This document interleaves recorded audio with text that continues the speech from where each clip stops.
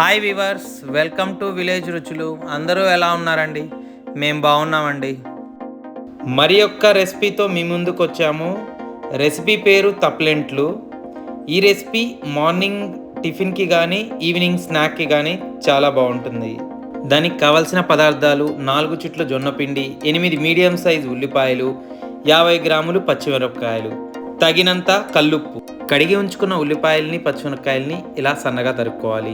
తరువాత ముందుగా తరిగి ఉంచుకున్న పచ్చిమిరపకాయల్ని 2 టేబుల్ స్పూన్ల కల్లుప్పు వేసి మెత్తగా గ్రైండ్ చేసుకోవాలి.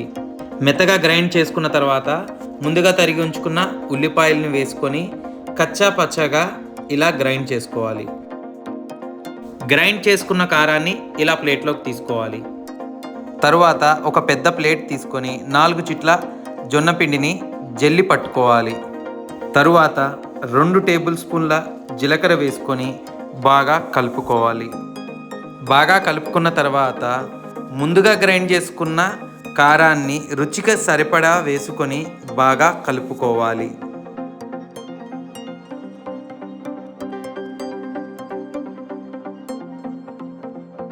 తరువాత ఒక బౌల్లో నీళ్ళు తీసుకొని కొన్ని పోసుకుంటూ గట్టిగా పిండిని కలుపుకోవాలి. పిండి మొత్తాన్ని ఇలా గట్టిగా కలుపుకోవాలి.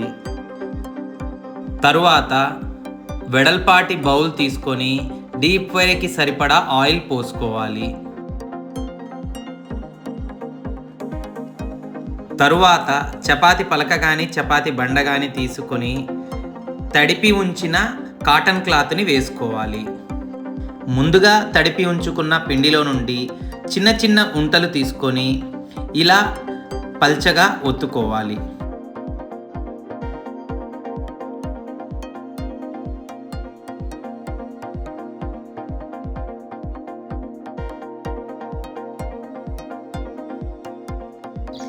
ఆయిల్ హీట్ ఎక్కిన తర్వాత ముందుగా ఒత్తి ఉంచుకున్న తప్లెట్ని నిదానంగా చేతిలోకి తీసుకొని ఆయిల్లో వేసుకోవాలి. స్టవ్ని మీడియం ఫ్లేమ్లో పెట్టుకొని తప్లెట్లను గోల్డిష్ కలర్లో వచ్చేంత వరకు వేయించుకోవాలి.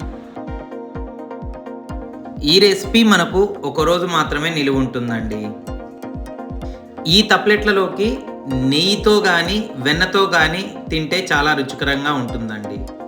ఈ వీడియో మీకు నచ్చితే లైక్ చేయండి, షేర్ చేయండి, మా ఛానల్ని సబ్స్క్రైబ్ చేయండి.